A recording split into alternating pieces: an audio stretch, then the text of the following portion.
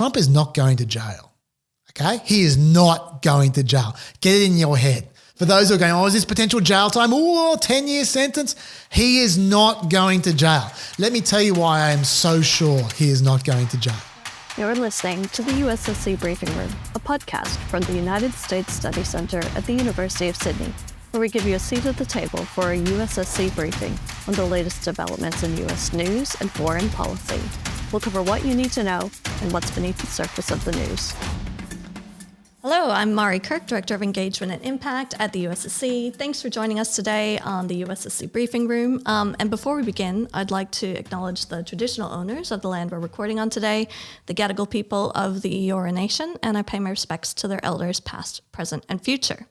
Now, today on the podcast, we have a special guest, Chas Licciardello, who our Australian listeners will know from ABC's Planet America and The Chaser's War on Everything. And we are looking at the immunity case the Supreme Court heard this week about whether former President Trump had absolute immunity for his actions while in office and therefore should not be prosecuted for his alleged role in the efforts to overturn the 2020 election. The court cases of Donald Trump are extremely complex, and this case in particular is equal parts confounding and critical. Why did the D.C. Court of Appeals rule unanimously, and then the Supreme Court stepped in? What is at stake for former President Trump? What are the long-term ramifications beyond President Trump himself? Fortunately, not only was Chas trained as a lawyer, he has a borderline obsessive interest in all areas of U.S. politics. He reads, watches, and listens to every bit of information he can get his hands on, and what doesn't fit into his regular TV slots, he shares on his weekly podcast, along with USSC Associate Professor David Smith. These episodes go for between 2 and 3 hours. And while we won't tackle a 3-hour episode today, we will go longer than usual. And part of that is to ensure that we can go beyond what you're hearing in the mainstream media coverage. We're mainly focusing on the Supreme Court immunity case. And if we have time at the end, we'll do a quick run through of the other cases against former President Trump right now. So if you're just interested in his other cases, jump ahead to the end of this podcast. And of course, we'll get a by the numbers stat from Chas. Now, Chas, I know that you love a good stat, so are you good to go on that one? Oh, yeah, I'm ready. Okay, fantastic. Can't wait to hear it. And so just before I throw to you, I'm going to try and map out for our listeners a little bit of a timeline of this Supreme Court immunity case to kind of place it in the context of everything else that's happening and the legal machinations. So Trump was first indicted in the federal case regarding his alleged efforts to overturn the results of the 2020 election back in August of 2023. And a start date of the 4th of March was set for his trial. In October, Trump's lawyers filed a request that the case be dismissed, citing his, quote, absolute immunity for actions taken while president. Then in November, Special Counsel Jack Smith responded to dispute his claim that he can't be prosecuted due to absolute immunity. In December, then Special Counsel Jack Smith escalated this question of immunity straight to the Supreme Court, which is kind of, like a one-upping himself or taking it straight to the top. But I think it's clear he was just trying to find the fastest pathway possible and knowing this would likely just go to the Supreme Court anyway. He wanted to move this trial along before the election. This was his best way of doing that. And the critical question was whether, and if so, to what extent, does former President Trump enjoy presidential immunity for criminal prosecution for conduct alleged to involve official acts during his tenure in office? U.S. District Judge Tanya Chutkin agreed to the Trump legal team's request for a stay, but the trial date wasn't officially deferred until in February. And the Trump team asked the Supreme Court to allow the appeals court to consider the immunity question before considering it themselves, which was against Jack Smith's request for an expedited consideration. Jack Smith responded to that, but ultimately the Supreme Court decided not to expedite the request. So the question went to the D.C. Circuit Court in January, who ruled that A, Trump is not shielded from prosecution for his role in attempting to overturn the 2020 election. B, the separation of powers does not preclude the judicial system from trying presidents on criminal matters. And C, an impeachment and conviction is not a prerequisite to determine presidential criminal liability. Okay, then the Trump team applied to the Supreme Court for a stay to pause the Jack Smith trial regarding the election while awaiting the results of the writ of certiorari that Jack Smith submitted to the Supreme Court in December. And on the 28th of February, the Supreme Court granted Trump's stay and Smith's petition for a writ of certiorari. So Trump's team wants the ruling to look at official acts, i.e. those performed within the outer perimeter of his official responsibility, citing Nixon versus Fitzgerald and quoting Barr versus Mateo, and whether the impeachment clause and the principles of double jeopardy mean a president can't be charged for crimes for which he was impeached and acquitted by the Senate. So that takes us to this week. Now, Chas, from this week, what can you tell us about what we've heard in the Supreme Court and place this in further context with where we are now and kind of what this means moving forward? Sure. Well, first of all, since this is a legal podcast today, I am under oath. And so I need to be honest. And I need to start with the fact that my obsession with American politics is not borderline at all. It's heartland stuff. It's flyover country. So let's just be clear about that. Now, to answer your question, I'm going to rabbit on for quite a while here. Firstly, I think the first thing we need to understand, which I think is a bit of a misapprehension, is a lot of people in the press coverage involving this case have acted like the Supreme Court, during oral arguments, indicated that what was going to happen was going to push the January 6th trial past potentially the election. Now, while that is correct, without doubt, this trial is going to, in my view, not even start until after the election, let alone finish. I don't think they made any new indication at all. I think that's been obvious for some time. I think that the press have been pretending that there was some hope that the trial would occur in August or September. I think essentially the moment the Supreme Court elected to take this case, there was never any chance of it happening before the election. The reason for that, nothing has changed since the oral arguments. The reason for that is because the DC Court of Appeals took the simple option. The simple option is there's no immunity. You don't need to worry about it. This isn't an issue. Now, if that's the law and that's what we're going with, then there's no worries. There's no needs for appeals. There's no point of argument there. You just move on to the trial. As soon as the Supreme Court takes the case, that means they're not accepting that. That means they're not going to find what the DC Court of Appeals found, because if they were going to find that, they wouldn't have taken the case.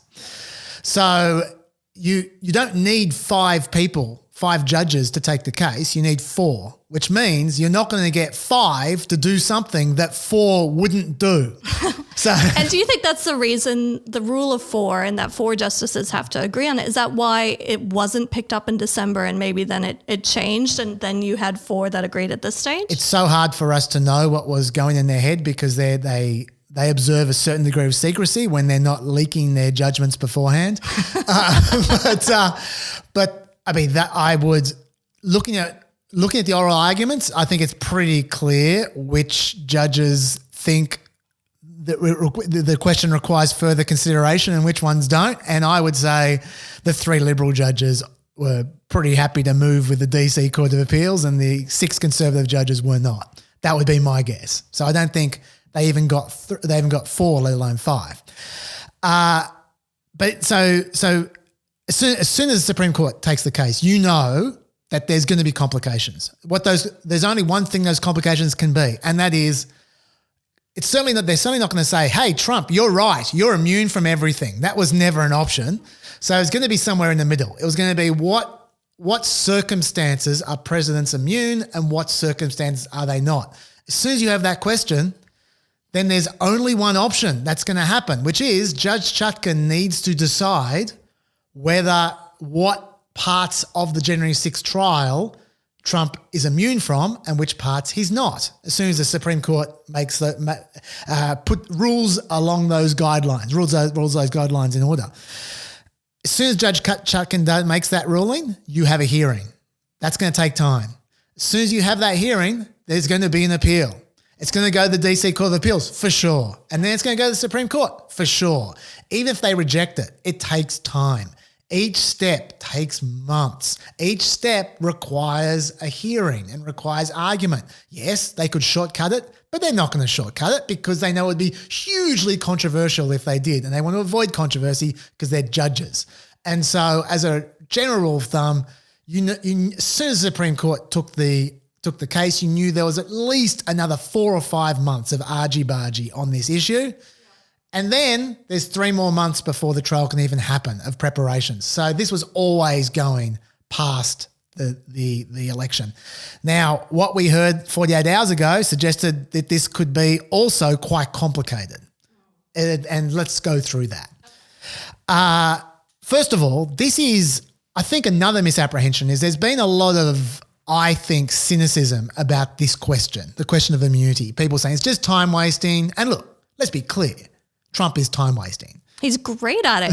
He is very good at it. I mean, the most obvious evidence that this is time wasting is I have never in my life, and I've observed a lot of Supreme Court cases, I've never in my life seen after the government rests their case, the private advocate, in this case John Sauer, who was an advocate for Donald Trump, not taking the opportunity to rebut them.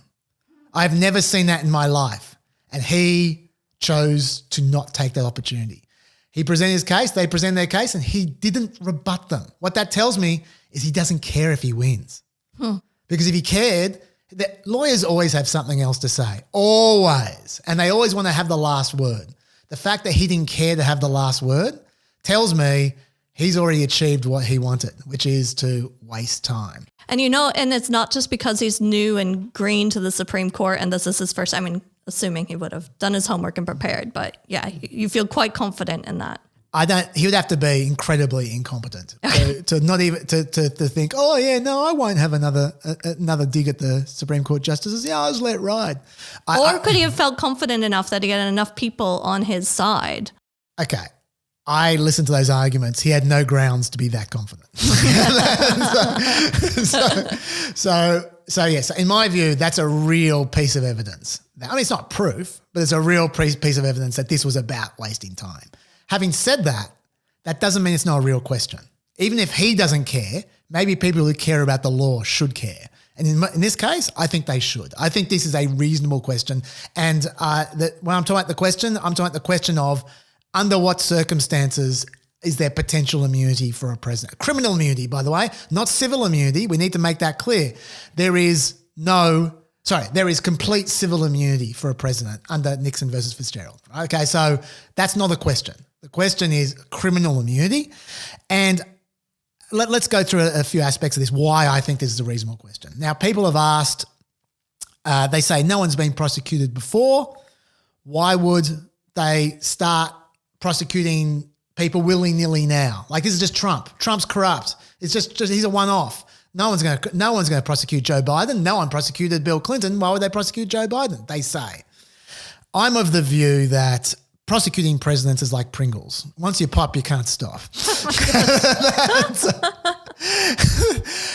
Look, it's not just about prosecuting presidents. It's about partisanship. It's about the relentless drive to push things, to escalate brinksmanship in American politics. As soon as one side does one thing, the other side does it for sure. We just witnessed the most, I hope I can say this word, piss weak attempt at an impeachment I've ever seen with the Hunter Biden situation and the attempt to try and impeach Joe Biden. They never would have done that had the Democrats not tried to impeach Trump beforehand. It was clearly a response. Right? They're not even like pretending really that it wasn't like totally. And this is how, and this is not just Republicans who do this. Okay, This is how American politics works.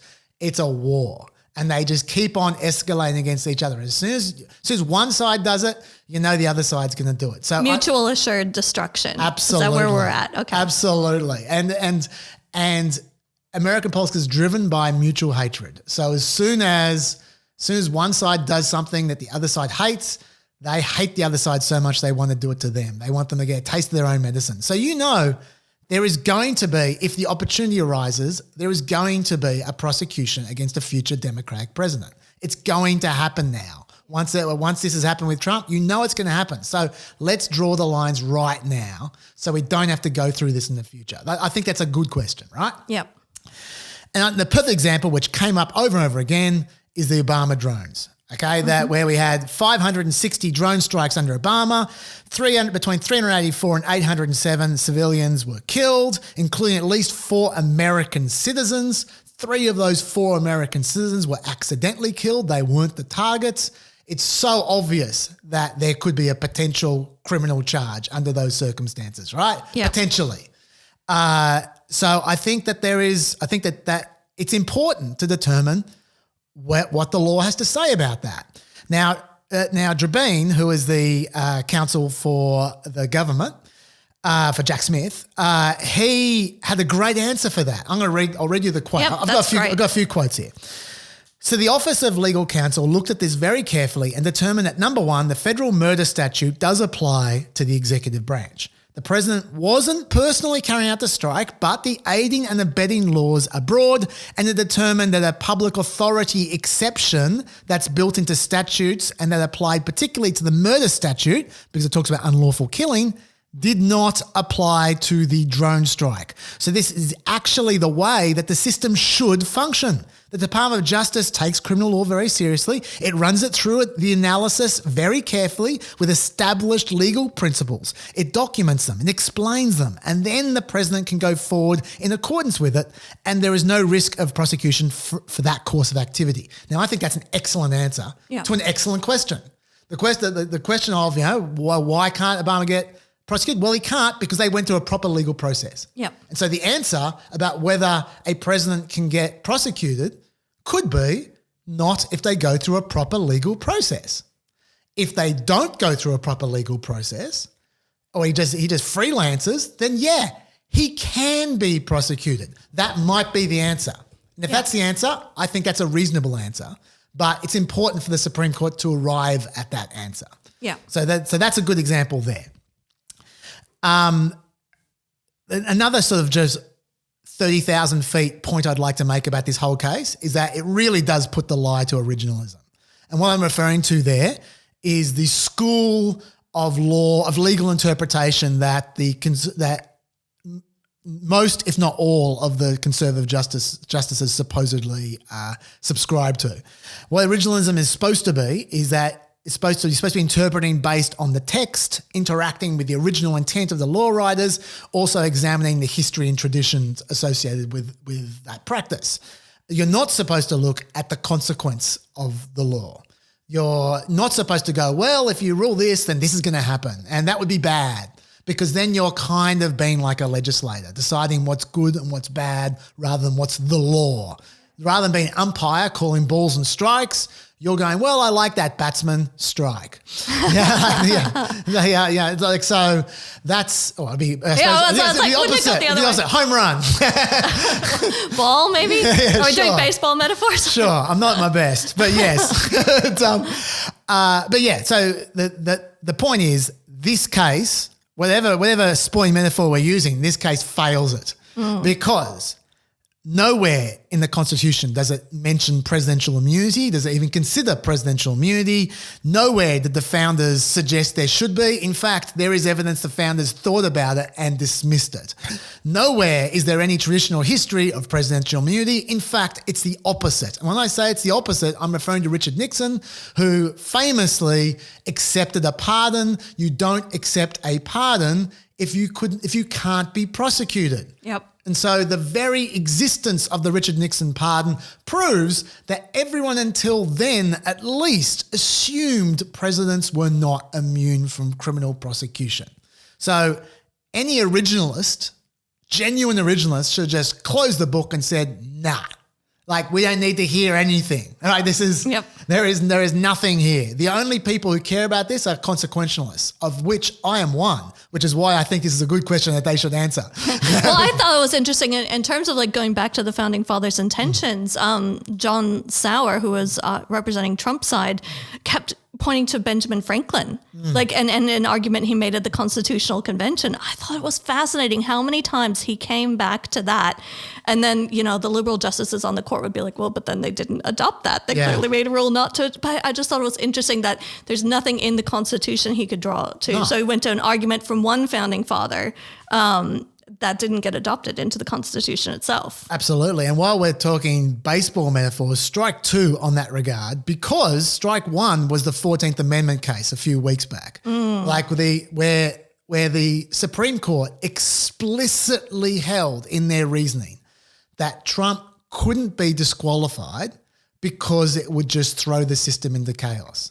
That was what they said. They did not say because of this particular provision in the Constitution or this particular law. No, they said that if an individual state disqualified Trump from the ballot, then it would be a big mess, because some states would have some rules and other states would have different rules, and they'd all have different standards and it'd be all complicated. Now, let's leave aside the fact that in reality that already exists. Yep. Like, even as we speak, we have a situation where Ohio might disqualify Biden from the ballot because the convention has been held 2 weeks too late.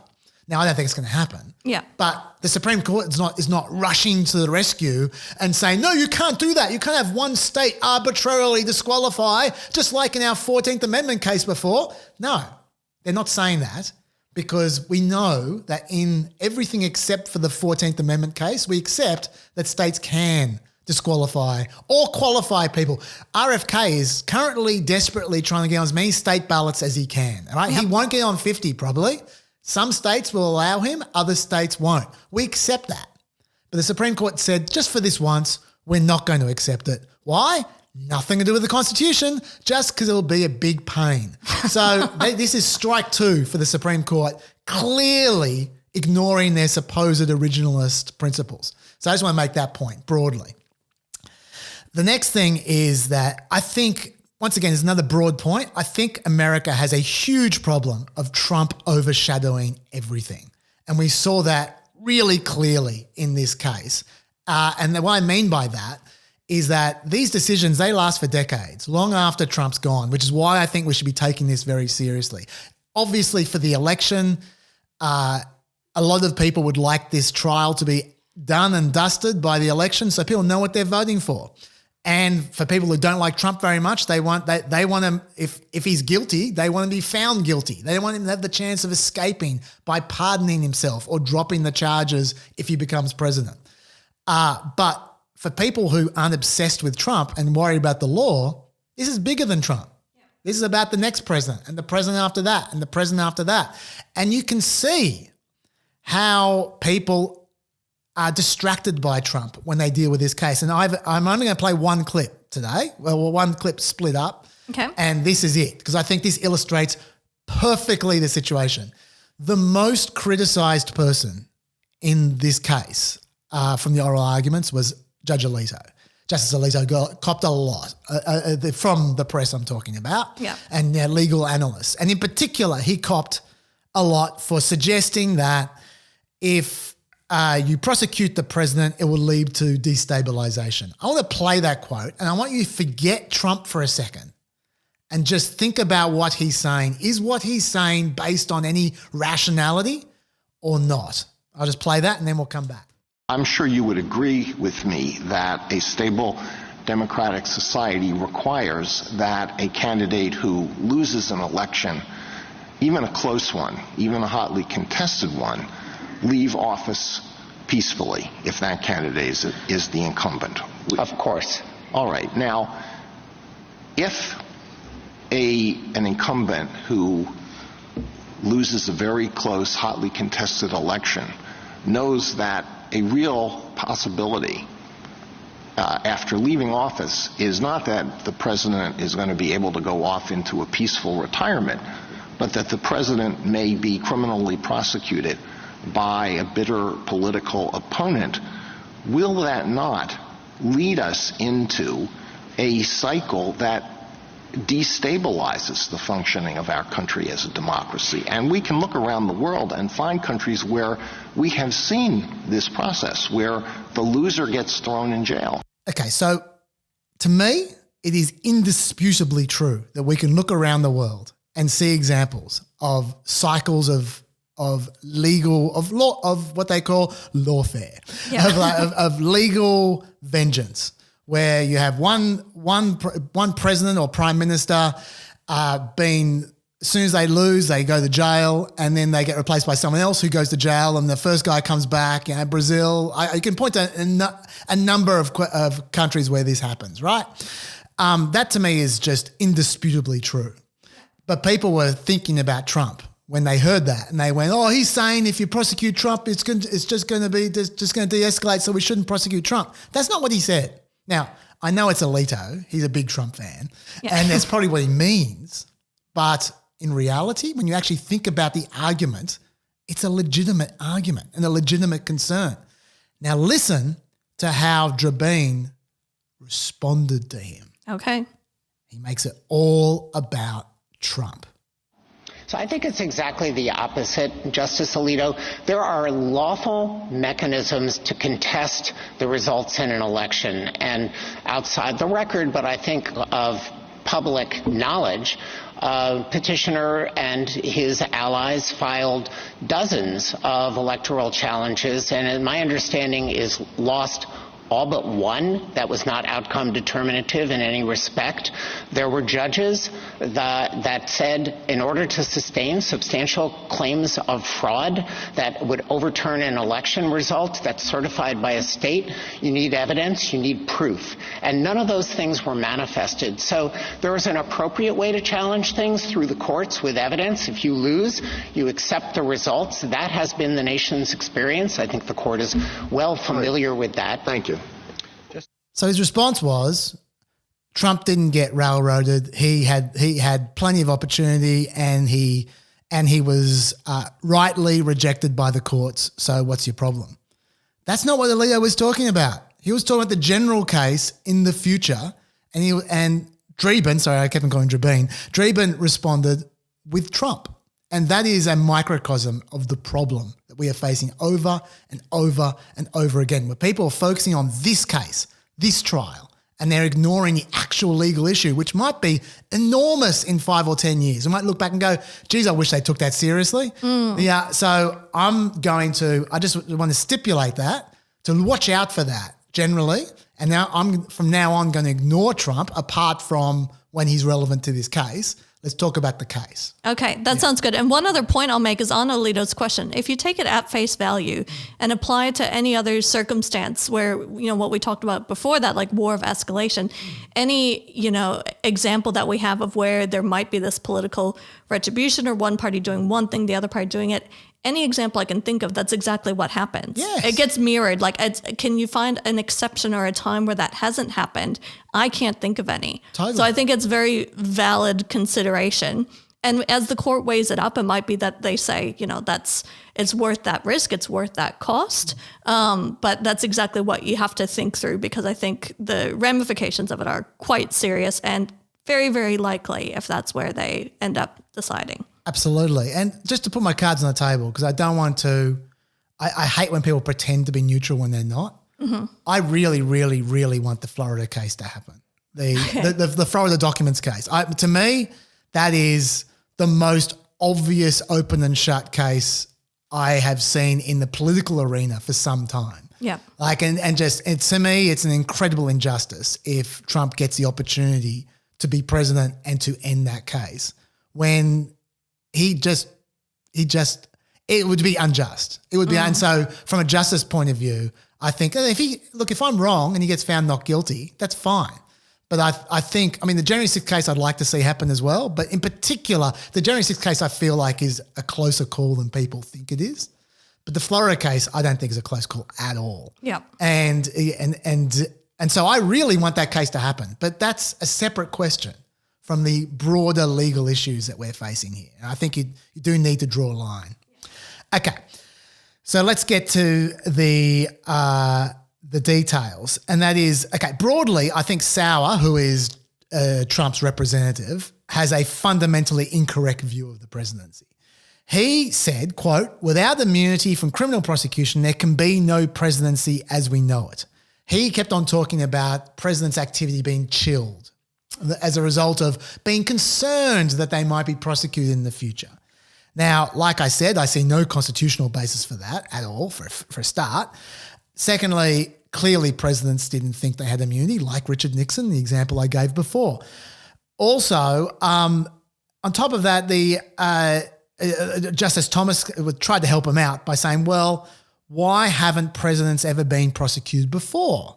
Justice Thomas was implying the reason why they hadn't been prosecuted is because everyone knew they couldn't be prosecuted. Is why he was implying to try and support Sauer.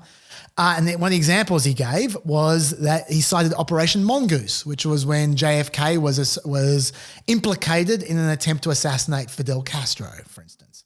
Now, obviously, he wasn't charged because he was dead. That's quite easy. But having said that, I think it's fair to say that the culture has changed. I think if JFK survived and the scandal came out, I don't think anyone would have thought to prosecute him in the late 60s. I think that's probably fair for people to say that. And that's my speculation. But I think it's legitimate to say that people didn't think about prosecuting presidents until quite recently. I don't think it's true. Like a lot of people saying, well, presidents weren't prosecuted because they didn't commit crimes. I don't think that's true.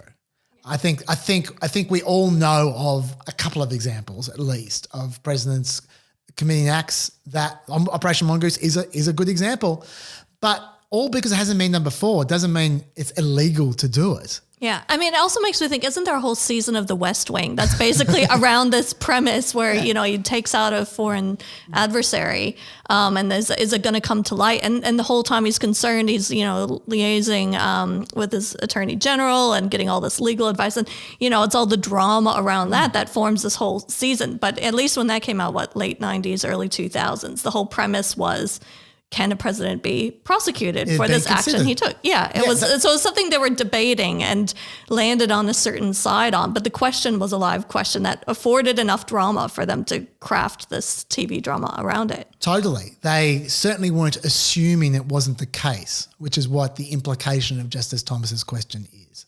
So I think that's a fair point to make. Now, Sotomayor and Jackson were on the opposite side. They were of the view there should be no criminal immunity ever. That's what they were implying. They certainly weren't worried about the chilling of a president's actions. In fact, Jackson, I thought, made a great point about this chilling thing from Sauer. She said other people who have consequential jobs and who are required to follow the law make those determinations against the backdrop of that same kind of risk. There are lots of people who have to make life and death kinds of decisions, and yet they still have to follow the law, and if they don't, they could be sent to prison. That's a fair call. In fact, she didn't make this point. I think Barrett made this point. But Supreme Court justices are under those same rules. They don't have immunity. Is anyone suggesting that their actions are chilled? They don't seem chilled to me. So, and there's no question that they don't have criminal immunity. So I think that Sauer's contention, I think, is kind of ridiculous.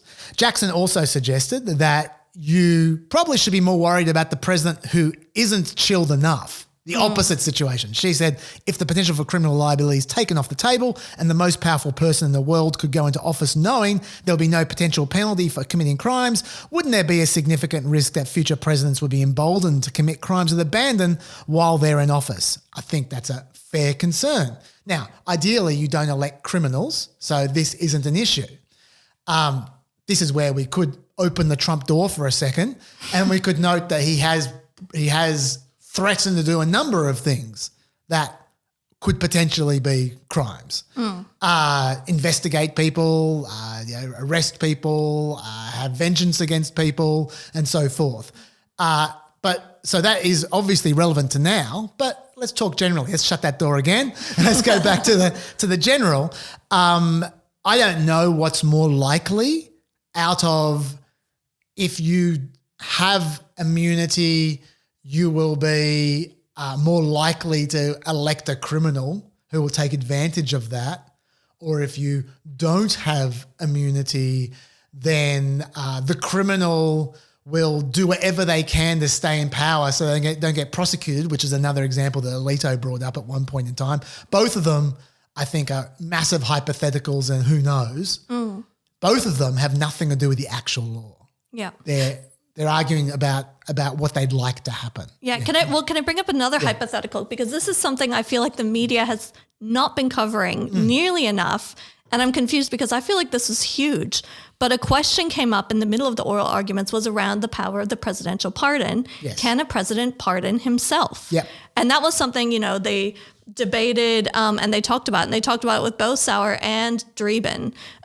So I think, Gorsuch said, what would happen if presidents were under fear that their successors would criminally prosecute them for their acts in office?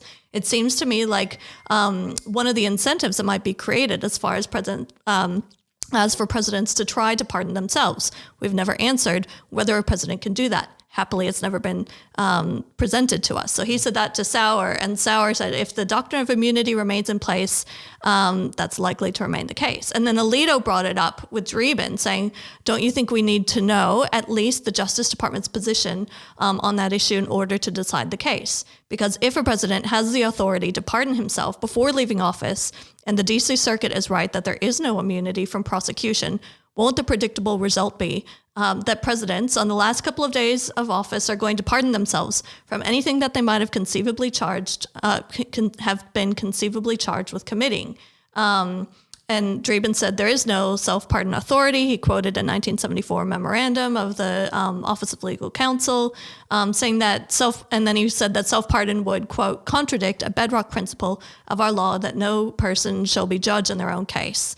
But that's another hypothetical about, whether there's immunity or whether there's not immunity is, I think the thing that became very clear was this issue of can a president pardon themselves is not a resolved issue. Yes. We don't have a stance on that. And so kind of regardless with what happens, if they rule there is no immunity, then if Trump is elected, if he pardoned himself, so, that's a whole other thing that could play out in this whole dynamic. I 100% agree. I was going to say when you were reading out that quote from Gorsuch, what I was about to jump in and say is that's bad faith from Gorsuch because he knows that if Trump tried to pardon himself, that would become a Supreme Court case in itself. Yep. And so to say, well, if this happens, if that happens, he knows that he will be the one deciding the amongst others, whether that can happen or not, and they will decide that based on the law that exists at that point in time. Mm-hmm. They will make a decision in a context after this case. And we've seen now 2 occasions when there's an important situation like this where they ignore the law and just do what they like. And so they will do what they like for that one as well. And so if he doesn't like a situation, he'll stop it from happening. That's what I would say to that. And so that's for that reason, I don't want to consider the presidential pardon situation because it's just so that could go any way depending on what happens in this case. Yeah, and exactly. other things. Okay, Kavanaugh was kind of on the immunity bandwagon, although he came up with this terrible fig leaf, which I was unimpressed with. I'll read it out to you. He suggested that the president shouldn't be charged unless a statute contains explicit language saying that it applies to the president. Now, that is kind of ridiculous. Dreeben pointed out that only 2 federal laws meet that standard. And why would they? Because people in Congress weren't assuming that the president would be immune, so they don't need to write that. It's just assumed. As Jackson said, she said, I don't understand why Congress would have to say in every criminal statute that the president is included. I thought that was the background assumption, which, makes perfect sense. I agree with that. And Kavanaugh had a particularly ridiculous example to illustrate this. The reason I don't normally use words like ridiculous when I'm talking about Supreme Court, but in this case, I think that he's too smart to not see through this. So I just think this was poor from him. His ridiculous example was of Nixon's pardon. He said there was a wonderful thing. And wasn't it great that Gerald Ford got to pardon Nixon? One of the great moments in politics. He might not have pardoned Nixon if he was worried he could be charged with obstruction of justice. Then we were being deprived of that golden moment.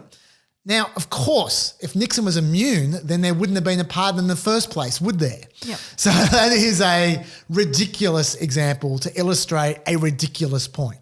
I think we should dismiss Kavanaugh's arguments completely.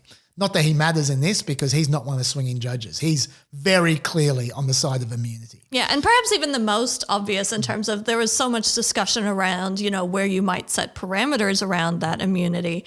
But he just seemed to me, from his line of questioning, like the most sold, dead set. Even Alito seemed very clear, but was having maybe more robust back and forth and consideration in his questioning. But Kavanaugh seemed completely convinced from what I could tell. I agree with that. I'm going to get to some of Alito's stuff. I think he had made some good points, to be honest, and I was at times surprised. But no, Kavanaugh was the most extreme, I think. And I don't think it's a Trump thing for those who are going, it's because he just loves Trump. I think it's a government power thing. That's always been the knock on Kavanaugh, that he's a big government kind of a guy. And so I think that it's not a surprise that he's into presidential immunity.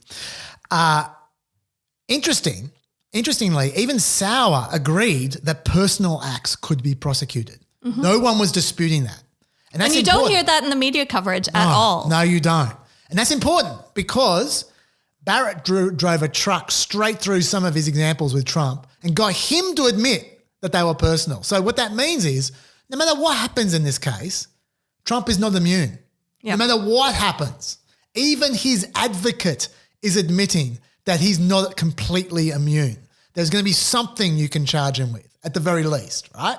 Now, I think that there'll be lots you can charge him with at the end of this process. But my point is, that's something, like you said, something you're not hearing, that his advocate conceded there is a case against Trump. Yep. The main issue, though, is about official acts. Okay, well, let's put personal acts to one side. You can be prosecuted for personal acts. What is an official act? What's the line? And once you do draw the line, do all official acts attract immunity or only some of them? That's where the question is, right? Now, the Liberals were, as I said, pretty comfortable with no official acts being immune ever. Conservatives were not.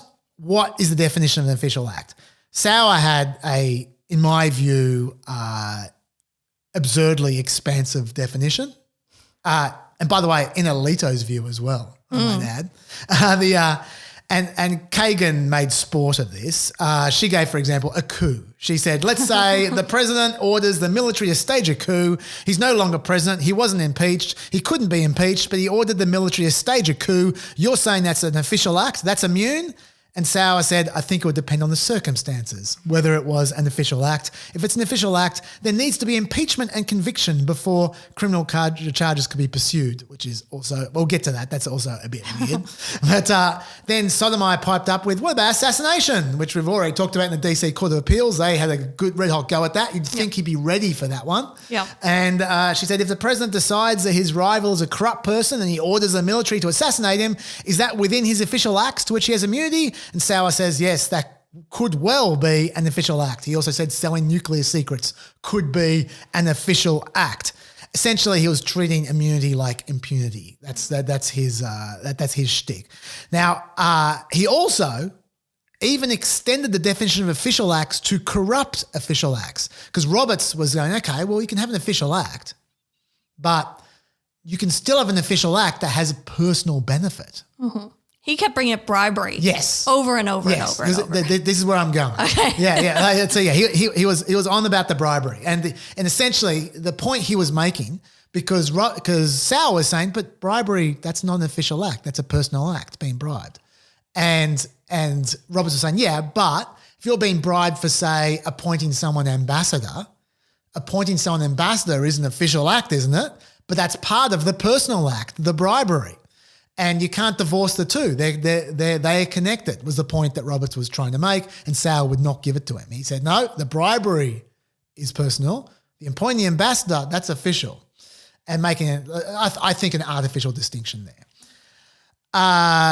Roberts seemed incredibly unimpressed with that. So I suspect that suggests that Roberts does not think that all official acts should be immune. So he's in play, right?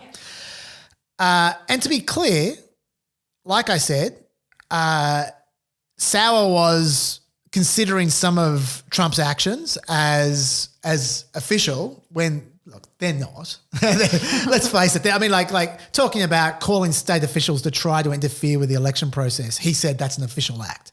He said it's an official act because it's within the president's official duties to try to defend the integrity of a state election.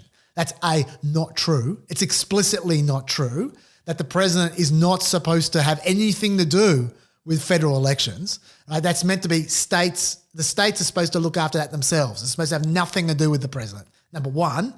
And number two, Trump was obviously trying to do the opposite. He wasn't trying to administer a fair election. He was trying to interfere with the result. Yeah. But I didn't see any judge support that. Yeah. So. Well, and to me, that was an interesting thing because I felt like, I don't know, 60 to 70% of the discussion was around where do we set these parameters, private versus personal or versus official, what's an official act. And to me, so I, interned in a Senate office back in the day. Well, I interned in multiple offices, different things and you see this in some TV shows and things, but one of the things that was crystal cleared and drilled into everyone is anything related to your candidacy or running for office is separate, and you have to keep that completely separate than anything you're doing. So if there's anything about running for office, literally people had multiple phones and you would take certain phone calls on one phone and you could do certain phone calls on another phone, and people would literally step out of the property, out of the office to go take, calls related to a campaign. They wouldn't do it in the office. They wouldn't do it on that phone. It was separating all the resources, everything. It was so clear. And you just, that was drilled in and that was assumed. So to me, I feel like isn't there enough of a norm or an assumption or rules around anything that has to do with a candidacy is separate and different to what is done in your official position. And do you know who agreed with that? Trump agreed with that. And I'll tell you why I say that. Because when he appealed to the Supreme Court in December 2020, challenging the election for a number of reasons, in his filing, he explicitly said he was making this filing as a candidate and not as the president. He said that as part of his appeal. So he was acknowledging that himself in the exact instances that we're talking about here. Yeah. So, there's some bad faith going on. It just seems to be like that. If you're looking for a common, denominator, what's an easy line to draw, that seems like a distinction that already exists, and that would be an easy way to sequester certain activities. Yes, it would. It would. And once again, to me, Trump's activities are open and shut, not official. To me, and I hope the Supreme Court finds that way. That remains to be seen. They certainly are going to find some of his actions not official. I hope they find none of his actions official, or rather, I suppose it'll be Chutkan who'll be applying the test. Yeah. But once again, I'm thinking about the future and not about Trump when we're talking about these issues broadly. But I do agree with you that Trump's actions, at least as a candidate, should not be official. Yeah, and I hope they find that way.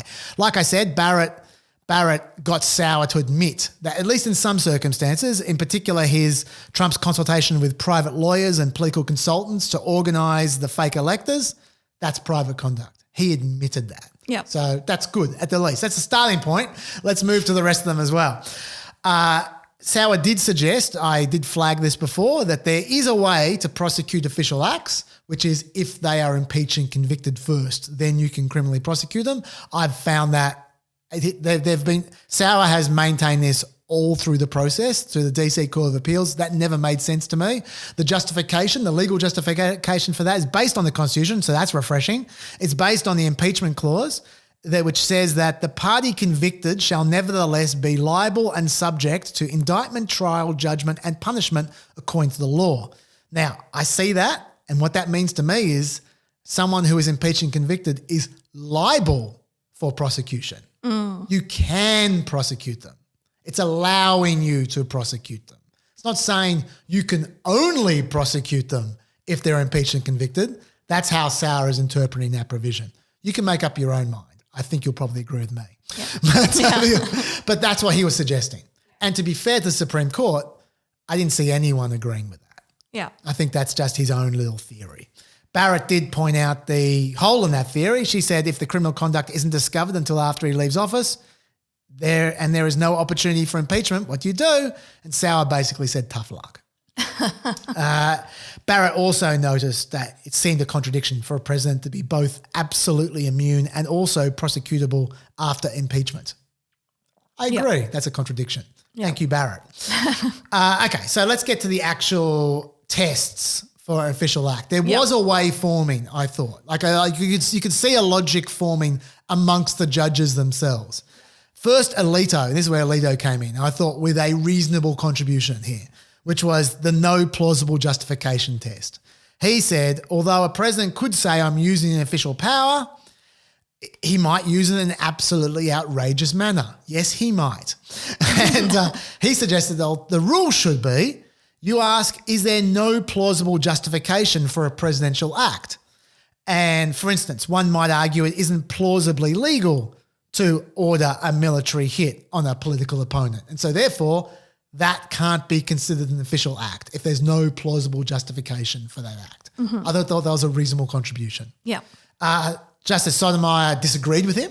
She said it's just too easy to make the argument of plausibility. It's effectively immunity if you make that argument. I'm not sure I agree with her on that, but what she said is it should be a reasonable person test instead, which is what would a reasonable person regard it as an official act or legal? Yeah, and that makes me think of the difference between, like, in civil court versus criminal court, a distinct, you're being determined in a criminal court beyond a reasonable doubt. And in a civil court, it's like on the balance of probabilities. That's right. That's what seems to be the difference between what Alito and Sotomayor were talking about there. But you can see both, there's no one on a complete extreme one way or the other, absolutely no immunity or absolute immunity. They're hedging it in somewhere. They are, and I feel like they're going to end up somewhere in that area, like with some kind of test, and I can live with that. Some kind of test based on either reasonability or plausibility, whatever it is. They'll have some kind of test where you say, okay, if you satisfy this, let's call it reasonable for now, these reasonable grounds of action, then yes, you're immune as the president for those actions. But if you can't, then you're not. And that might tie into what Dreeben, whatever his name is, Dreeben said before about going through a proper legal process. That might be the necessity for a reasonable person to think that it's legal. Mm. And so the way I'm seeing it, they're going to tie all that stuff together, hopefully, and then they'll have some kind of test at the end of that seems logical and reasonable and stops vengeful prosecutions in the future. So that's what I'm hoping. And that is going to take some time. That is going to there's going to be arguing over that. Yeah. So you can expect them to take all their time, which is to the end of June. Yeah, let's talk about the timing impacts then for the January 6th case in particular, because yes, clearly there was, a coalescing of opinions. Yeah. So there will be something coming out, and we think it'll be something around setting these parameters. But can you walk us through what this means for the January 6th case in terms of timelines or any of the other Trump cases as well? But that one's the most directly related. Absolutely. And just to be clear, I'm finished my summary now. That's basically my take on the case. Okay, right. Great. So what this means is what this means is, okay, so let's say they hand this down, they're ruling in the last week of June, then what's going to happen is the very first thing Chutkan needs to do is decide whether Trump is immune or not, because that's the whole reason that they're having this hearing now before the case, to decide whether you should even have the case. So she'll call for a hearing and presentations, and then she'll make a ruling. That she's going to have to give them at least 2 to 3 weeks, at least possibly a month to prepare, and then they will have the ruling, and then she'll go away and she will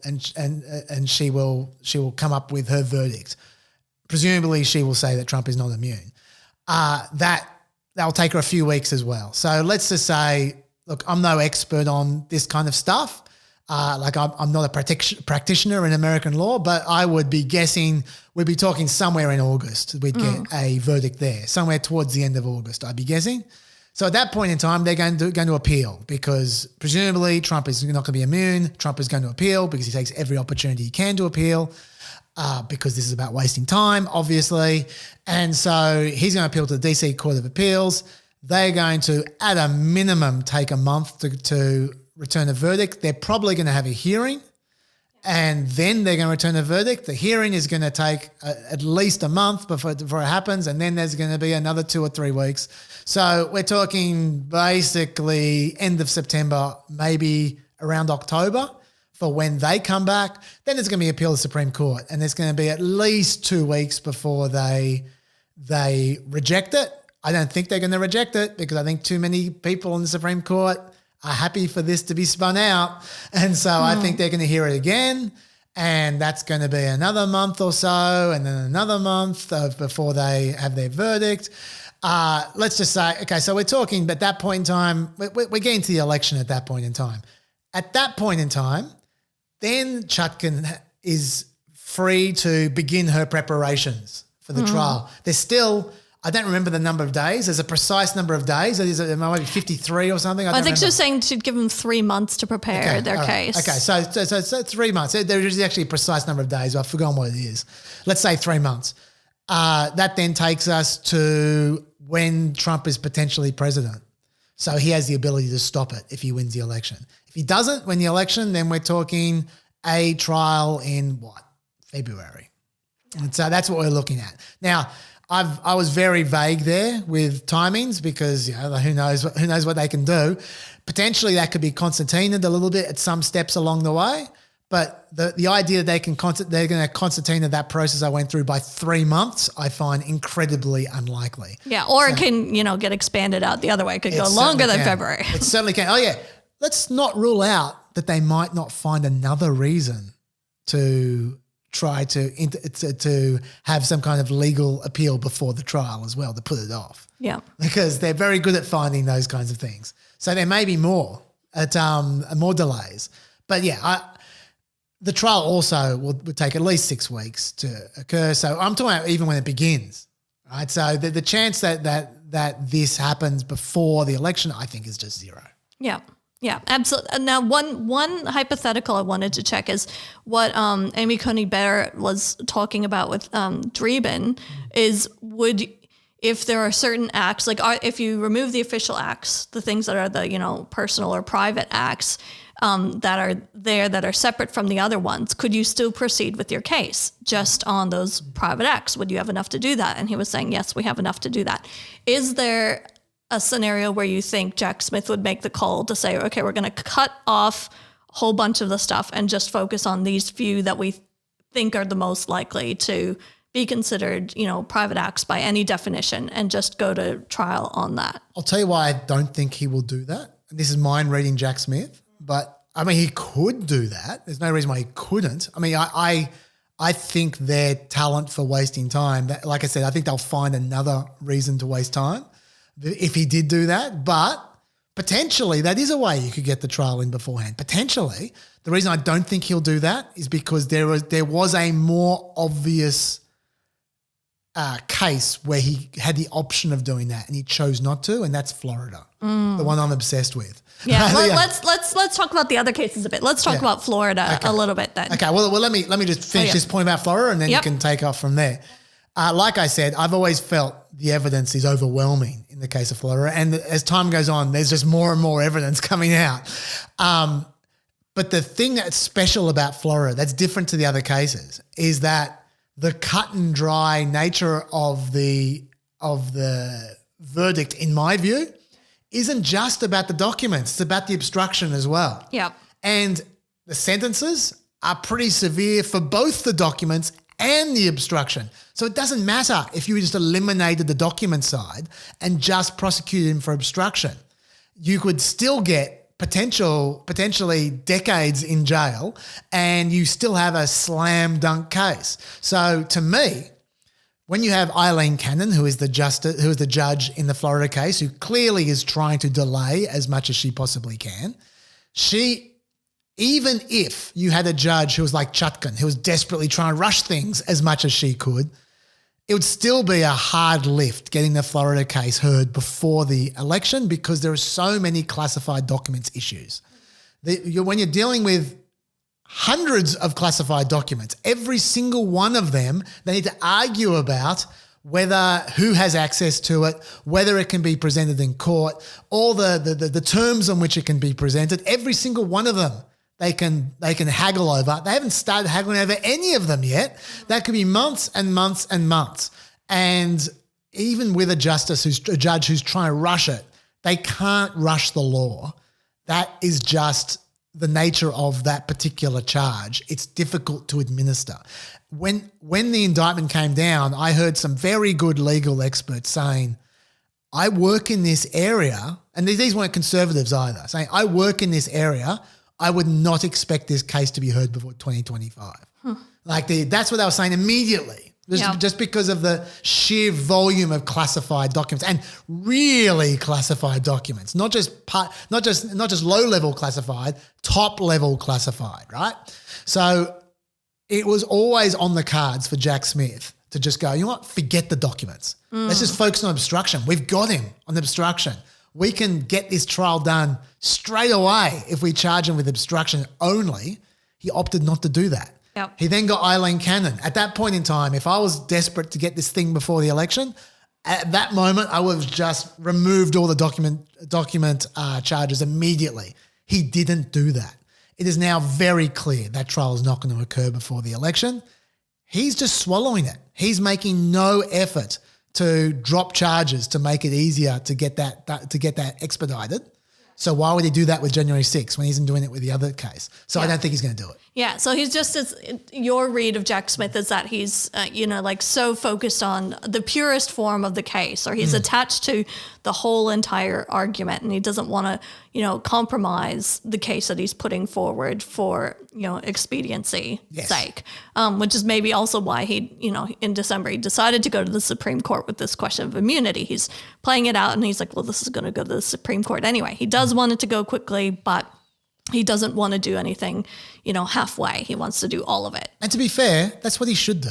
Yeah. As a prosecutor, he shouldn't be worried about elections. He should be worried about justice. That's what he should be doing. Yeah. So I'm not going to fault him for that. Yeah. But just the net result of that is that it's just not going to happen before the election. Oh, by the way, you mentioned you mentioned a few times that Jack Smith tried to go to the Supreme Court and skip the DC Court of Appeals. I should mention that I was going a bit soft on the Supreme Court beforehand about their not taking the case before the DC Court of Appeals and allowing the DC Court of Appeals to hear the case. Because what I said was, well, that's the proper process. And they don't know what the DC Court of Appeals are going to say. If the DC Court of Appeals says something that they're happy with, then they should accept it and then we move on.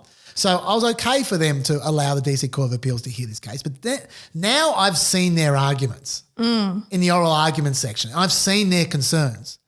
I know that the DC Court of Appeals would never have satisfied them. Yeah. Would never have. Like the stuff that Kavanaugh's bringing up, the DC Court of Appeals was never going to deal with that. Yeah. Well, and the number of times they made it clear that this is not about Trump. Like, let's separate Trump out of it and let's talk about other, hypotheticals. They're talking about, the future implication. As we mentioned earlier, like the crux for the vast majority of those justices was not about Trump. It was about this bigger question. Yes. And that didn't change based on the DC Court of Appeals ruling. Exactly. So if they knew that's where they were at, and look, to be fair, it's good for the Supreme Court to think about the broader issue. Yeah, they have two duties: to think about the case and to think about the broader issue. The DC Court of Appeals is only supposed to think about the case, right? Yeah. So they were only supposed to deal with Trump and Trump only, and which is what they did. They just focused on Trump, right?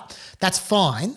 But if the Supreme Court knows they're going to go broad, and they know how they're going to go broad in a way that the DC Court of Appeals was never going to satisfy, they should have skipped the DC Court of Appeals. In hindsight, I'm criticising the Supreme Court for not taking Jack Smith up on that and saying, look, we know where this is going. It's coming to us, so let's just do it right now. So I think that was a bit dodgy on their behalf. Yeah, and that delay went from like early December to 28th of February. So, close to 3 months at that point, but yeah. At every step of the way, they have taken more time than they needed to. Yeah. Like the oral arguments now could have occurred 5 weeks ago. Like it's not like Sauer needed an extra 5 weeks to prepare the exact same case that he'd already presented to the DC Court of Appeals. Yeah. So I mean, this is just a waste of 5 weeks. Yeah. So I do feel that the Supreme Court are worthy of criticism for that. Yeah. Now, we've talked a bit about what happens with the January 6th trial, a bit about the Florida documents case, which most people I've talked to say that, yes, that's the strongest, likelihood of conviction. Yeah. There's a strong precedent around it. There's no novel arguments. That's so right. that one is very cut and dry. And the evidence is extremely clear. Yeah. Yeah, very, very, very obvious. I don't know if it's worth mentioning anything on the Georgia case right now. It's so convoluted. Back in February, it was, a lot of news because there's the whole conflict of interest issue with the lead prosecutor in that. I mean, it's so convoluted. Is there anything you want to say on the Georgia case in terms of where it's up to now or what's the pathway forward for it? Look, all I would say is that when you have a racketeering case involving so many people, that it's going to be complicated, and jury selection alone is going to be hard, but the entire case is going to be incredibly complicated. And if you look to Georgia's racketeering examples, when they have complicated racketeering cases, they go for decades. They go for such a long period of time. And so the idea that this was going to be done and dusted for the election was always an illusion. When the indictment came down at the time, I said, and who cares about me, people who know what they're talking about said, this isn't even 2025. This is 2026, maybe 2027. And certainly nothing has happened since would suggest otherwise. I mean, they're not even beginning to make motions in this. This is so far away from even beginning. And there's a racketeering case involving rappers that's 8 years old or something. It's still going with the same department, right? So, now don't expect that to be happening anytime soon, I would say. But if with the immunity determination from the Supreme Court, that would apply, I think, just to the federal crimes. Yes. So any state-based ones, so Georgia and New York, would not be impacted by that. So that's right. It could be 2027, when this case does go to trial. There are ramifications, even if President Trump is elected to a second term. Finally, let's talk about the hush money case in New York. What have you got for us on that? Okay, all right. Well, let me just run through a couple of misapprehensions that you might have to begin with, because I think that's a good thing to point out. The first and most important one is that you may think that this trial that you are seeing or you're hearing about now is going to determine whether Trump is guilty or not. It is not. The real trial is the appeals trial, and that this is something that hasn't been spoken about much at all. Yeah, this is an incredibly complicated case. I myself get confused when I'm thinking about the way that they're trying to make this case. It's hard to follow. It's, as you say, novel. There's no reason to think it's even possible to make this case. I don't even know what they're asking the jury to decide on, what exact questions, the precise nature of the questions they're asking the jury to decide on. But whatever those questions are, they are not all the questions. There are a bunch of legal questions they will not be asking the jury to weigh in on. The instructions the judge gives the jury will be critical, because it is very uncertain what the state of the law is in the area that they are working on, and what the exact wording of what the judge says to the jury determines everything to their verdicts. And the appeals court is going to be judging that. And I'm assuming that he's found guilty, right? But the reason I'm assuming he's found guilty is because assuming they only ask the jury questions of fact, the facts are pretty clear. Right? And so now I don't know, maybe they're going to ask some legalish questions and the jury will find them not guilty. Maybe we'll see. What about the difference between being a misdemeanor and a felony, the whole election interference or the campaign contribution side of it? Yes. Would that be something that he could be found guilty on the misdemeanor charge? Well, yes. Well, no, he can't be found guilty on the misdemeanor charge, because the misdemeanor charge has the statute of limitations has expired. Oh, yeah, of course. The only reason they're pursuing this felony is not because they want to throw him in jail. It's because it's the only option they have. because people might not realize this, that the original misdemeanor, which was open and shut, the original misdemeanor of just falsely declaring an expense, that's no problems there. They had a 2-year statute of limitations, and this is back in 2017. So that's long gone. Then there was a felony of the falsely declaring documents in order to cover up another crime, which is what they're going with, which had a 5-year statute of limitations, which is also up. I was like doing the math. Yeah, but then New York during COVID had an extension of 2 years, and so they just got it in on time. So like they had an extension for all crimes, just because COVID slowed everything down. So they just got in this felony. So that's why they have this contorted legal logic, because it's the only way they can charge him within the statute of limitations. And what that means is some judge or some panel of judges has to decide if they can even do this. Yeah. It's going to be the appeals court that's going to decide this case, not the trial court. So that's a big misapprehension. Yeah. That's what I just want to make clear. Second misapprehension, you don't know what's going on. You think you know what's going on, you don't, all right?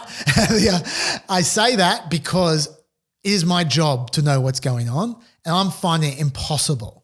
We've got court reporters who are live blogging, and they're writing semi-quotes for every fourth line they hear, and they're focusing on the stuff that's of interest, which makes sense, but not the stuff that's legally important. There are gaps everywhere. And I know this because I keep on going to the transcript to try and work out what's actually happening. The transcript is a nightmare to read, by the way. They are putting out page by page rather than an entire day together.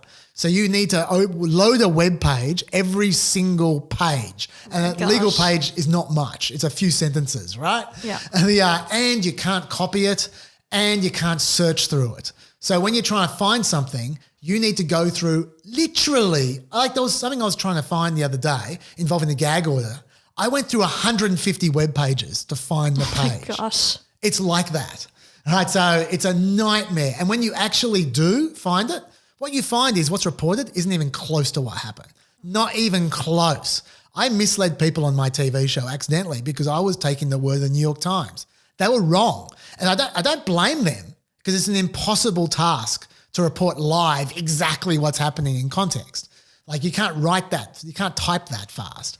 But just the way it's set up, it's impossible to report what's happening accurately. So you don't know what's going on. Just trust. If you think something just makes no sense, you probably are just not hearing everything. So I'd just say that. Thirdly, another thing that's not cut and dry, that people are assuming is cut and dry, are the payments. People are going, oh, yeah, he paid off, like Michael Cohen paid off Stormy Daniels and he paid off Michael Cohen. Simple.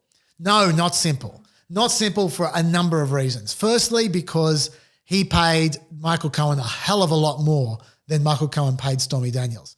Michael Cohen paid Stormy Daniels $130,000. He paid Michael Cohen, I've forgotten the exact number, $400,000. 400 something. Something like that, 400 something, whatever it was, a lot more. Yep. And it makes it, I'm not saying that therefore he gets away with it. I'm saying it's not clean. That's a point of argument about going, well, is this legal expenses? Is this not legal expenses? Because they declared it as legal expenses. The whole point of this misdemeanor leading to this crime is that they misdeclared legal expenses. But if 3/4 of the expenses are not to do with Stormy Daniels, maybe it is legal expenses. Mm-hmm. At the very least, the nature of this charge is they need to prove that Trump intentionally committed fraud with the declaration of these expenses. Is it possible that when Michael Cohen was being paid $400,000, only $100,000 of which was for Stormy Daniels, that Trump could think he wasn't committing fraud by calling it legal expenses? Maybe he's wrong. Mm-hmm. Prove he's not. That's what they need to do. They need to prove that what's in his head is fraud. There's no other option beyond a reasonable doubt. That's hard to do. Yeah. So that is not cut and dry. And by the way, those payments were in 2017. Yeah. And so after the election. If it's lumped in with all these other payments and, by the time he was paying them, right, it was 2017. Yeah. Was it after he was in office and sworn in? Yes. It was from February 12 to December 5. Yeah. So he had a little bit on his mind at that time, and he'd probably viewed this as old business and was just trying to clear it up and take care of it. So I think proving that he had that full recognition and understanding and intent at the time of paying that's going to be a high bar to clear. It's difficult. Yeah. Now, this goes to what I was saying before. Is the jury the ones who are deciding whether he had the intention or not, or is the appeals court deciding? That's going to be a question. I don't know. We'll find out, but my suggestion is that the appeals court probably is going to examine that kind of question quite closely. So that's the next thing. Another thing is get ready for weeks and weeks of Michael Cohen-related news, because Michael Cohen he's a talker. And he's on side and he's loving it. And he is the key to proving Trump's knowledge, right?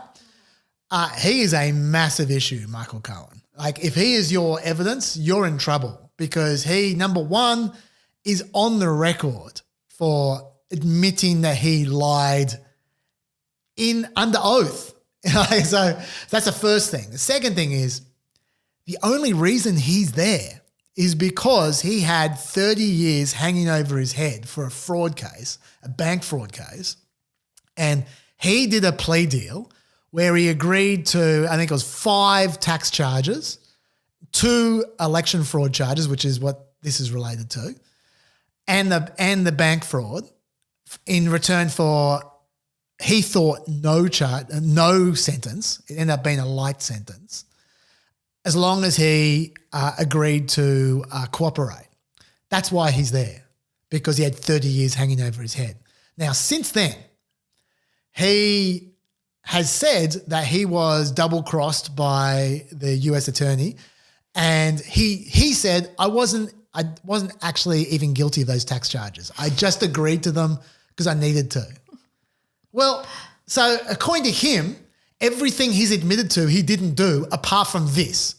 Yeah. And so it's so easy for defense to just drive a truck through him. Yeah. So he is a problem. Now, I know he's got some recordings. I know there may be some documents, but there's such a high bar for them to clear. Yeah. If he is their evidence, they're in trouble. Yeah. So I just want to note that as well.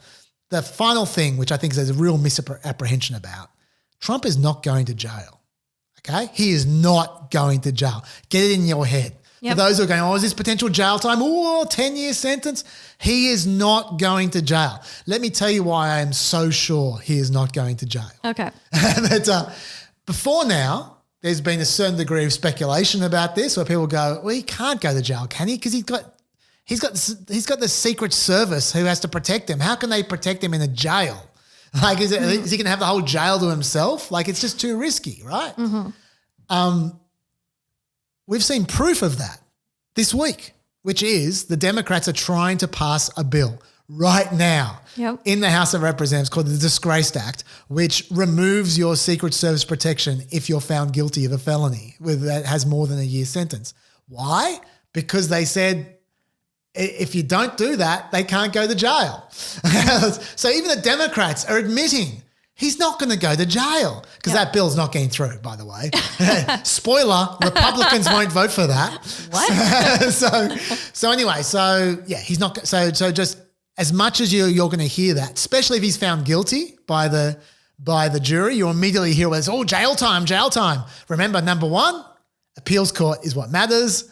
Number two, he ain't going to jail anyway. So they're the major misapprehensions. Do you want to ask anything before I go into the legal logic? No, that's perfect. Okay, all right, okay. The legal logic, I just want to spend a second on, and let me just have this disclaimer.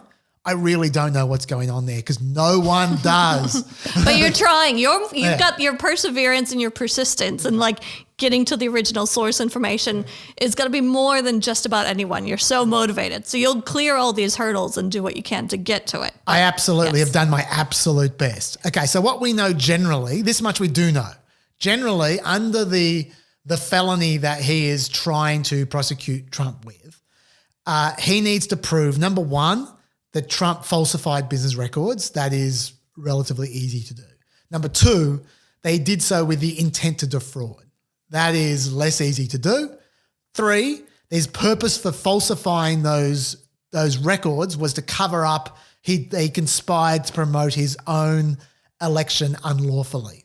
The reason why I say that last line is because we actually know the crime. Until now, we weren't sure the crime was. It was we knew that we had to show that Trump's purpose for falsifying the business records was to cover up a crime, but we didn't know what the crime was. They've told us the crime. It's New York State Election Law 17152, which makes it a crime to conspire to promote or prevent the election of any person to a public office by unlawful means. That much we know. Yep. Now, importantly, they don't need to prove that crime. Okay. He doesn't have to be guilty of the crime. The felony is for trying to cover up. Oh, yeah, okay. The cover up is the felony, not the crime. Okay? So they don't need to prove it. In fact, they didn't even need to identify the crime, but it helps when you do. They don't need to prove a crime. They just need to prove that Trump was trying to cover up a crime. That's the intent. Okay? So that's technical, but it's important. That's what they need to do. Okay? Also, they don't need to prove they actually covered up the crime. They just need to prove that he thought he was covering up. It's about the intent. Okay. Okay, so that's a weird aspect, but that's why they are focusing as much as possible on on trying to prove that it's a campaign expense rather than a personal expense, the campaign versus personal thing. They've got Pecker talking constantly about this is a National Enquirer guy, talking constantly about, it's for his campaign. He sells for his campaign. They're trying to get him to say that as much as possible because they're trying to demonstrate, this is the way they're trying to demonstrate that he was covering up. That it wasn't for Melania. It was trying to cover up because that crime is a cover-up for campaign purposes. Yeah, well, because one question I have with the whole catch and kill thing that, Pecker has elaborated on for the court is, has Trump done that earlier in his career? Has he done it? Because he's had a very public profile. So have there been other times where he's done this, or was this exclusive to that window in time? And therefore it's linked to the campaign. That's what's different to other points in his career. That is absolutely true. And we should just spend a bit more time on this because that is part of the proof. Since it has to be, since the crime they are trying to say is being covered up is a campaign crime, they need to specifically prove that he would never do this for personal purposes. Because just a word on campaign expenses. The definition of campaign expenses is something which you would not use it all for your personal purposes. So, for instance, if you're in a campaign, you buy a suit, you can't declare that a campaign expense because you could use that outside the campaign. So in this case, if it's let's say he's trying to help his campaign, but also he'd prefer not to embarrass himself with Melania. Then it's not a campaign expense. Yeah. That's personal. Not an exclusive campaign expense. Exactly. So as long as there's any personal element in there, it is not a campaign expense. They need to prove 100% campaign, 0% Melania, which is hard to do. Yeah. But what you're saying about he's never done it before, that's part of the process. And look, they've got other methods of trying to prove it. According to Alvin Bragg, in the original indictment, I remember at one point in time he said, now, I made note of it. I did a little highlight, little tech highlight. That he said that at one point in time, Trump argued that they should try and push the payments past the election because then they wouldn't need to make them. Now, if that was the case, if he said that at some point in time, that suggests his intention was 0% Melania. Yeah. Do they have proof of that or not? Yeah. That's what he claimed. And then if the fact that he's saying maybe we wouldn't have to pay them, but then he did pay them. That I know. Does that it all gets a bit circular, doesn't it? It does. Oh, look, yeah. I could go on for a while about the circular nature of this case, but when I do, it doesn't just confuse my audience, but it confuses me. Yeah. So it really is very, very technical because actually I'll spend 1 second on that, which is just, I'm not going to go into too much detail, but basically the faulty declarations of the document were in 2017, right? That's fine. You can try to have a cover-up where you pay for the cover-up when the initial crime that you're covering up was before the election. That's not a problem. You can do that. Fine. So the payments, the inappropriate, the inaccurate declaration, the fraudulent declarations were in 2017. For payments that occurred in 2016, the payments were not illegal.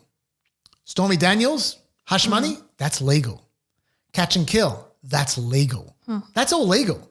The only thing that is illegal is if you declare it inaccurately, right? As when it's a campaign expense and you don't declare it as a campaign expense, right? Yeah. When did he declare it as not a campaign expense? He declared it in 2017. Yeah. With the very same action. So the crime that he's trying to cover up occurred with the same action that he covered it up with. You see my point? Yep. That's very circular. Gosh, does your head in. And this is something that the appeals court is going to have to rule on. Once again, it's going to come down to the appeals court. That's not something they're going to throw the jury. Yeah. That's going to be the appeals court. So this is a really, really complicated trial. I'm not saying he won't be found guilty. I'm just saying we just don't know where this is going. And the fact that there's going to be some headline about Michael Cohen saying, oh, he said this, that's not going to mean much at the end of the day. Yeah, it's just media fodder, but what it actually does for the jury is very little. Well, thank you for taking us on, a deep dive of so many of Trump's cases and helping to pick apart all these nuances and complexities. Is there anything else you wanted to say on the hush money? No, I think I've pretty much dealt with it. Like, I wish I could give you more info on that, but it's just no, it's plenty. Yeah, it's just hard. It's really hard. Yeah, and then there'll be so much more to talk about when it does go to the jury, when it does go to the appeals court. All of that. So I guess just as we wrap up, I would love to get your by the numbers stat. What do you have for us? Okay, well, it's actually related to the hush money, and that is that it's a poll from New York Times Siena, which, look, this is not conclusive in any way, shape or form, but it's interesting given the New York Times, given the hush money case. Only 38% of voters said that they've been offended by Trump recently. According to the New York Times Siena poll, more than 70% say they've been offended by him at some point, but only 38% said recently. Now, if we break up those two groups, the group that said they've been offended by him recently and the group that said they've been offended by him before but not recently, and we look at the people who voted for Biden amongst those two groups, Biden has a 95 to 3 point lead. So 95% to 3% amongst Biden 2020 voters who say they've been offended recently by Mr. Trump. Okay. But Trump wins 19% of the vote of those Biden 2020 voters who say they were offended by him at some point in time, but not recently.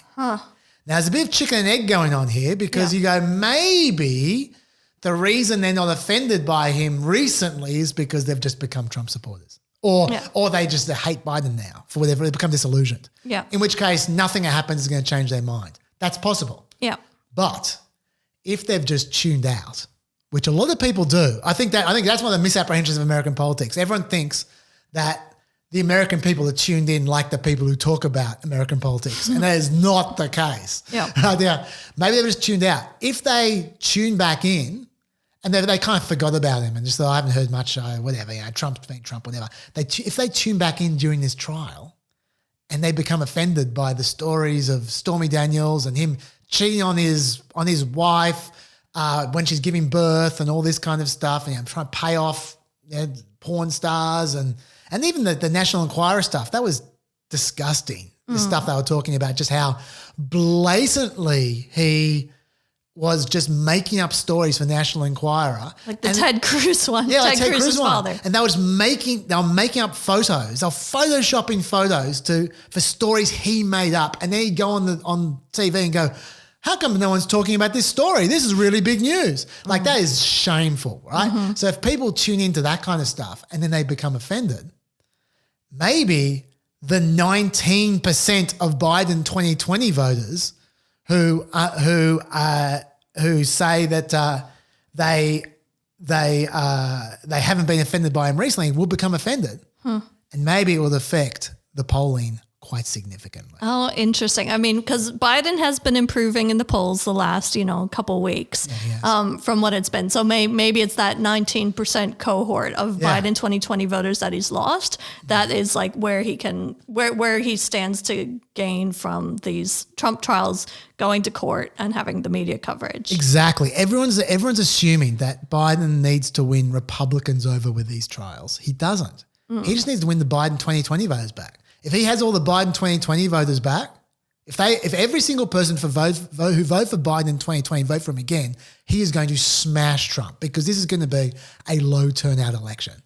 So that people are discouraged. It's going to be a low turnout election. So if he gets the same numbers, it will be destruction in his favor. The question is, how many people have tuned out to Biden and aren't coming back? This trial may win over ex-Democrats. Yep. That's going to be the key. Oh, fascinating. All right. Well, that's so interesting. Just as we wrap up the podcast, I'd like to point out a couple of other podcasts that may be of interest to our audience. Our CEO, Dr. Michael Green, is co-host of the Asia Chessboard podcast with Jude Blanchette, the Freeman Chair for China Studies at the Center for Strategic and International Studies. And I'd also recommend checking out the USSC Live podcast series that runs recordings from our major live events, including our 2024 Election Watch events. You can find these on our website at ussc.edu.au or wherever you get your podcasts. And of course, please make sure to check out Planet America on ABC, and PEP, the Planet Extra podcast with Chaz and Dr. Dave, who's Dr. David Smith from the USSC, wherever you get your podcasts. And it's on YouTube as well. And I'll give my personal plug for this. If you are tired of a 20 or 30 minute podcast that you have to change multiple times as you go through a day, if you're doing all your errands and you want something to get you through the grocery store, the laundry, all the cleaning, you want one podcast to last you the whole time, this is the podcast. You can put one on and listen for hours and it's got you covered. So if you liked what you heard today, you can catch so much more of it on Planet America and the PEP podcast.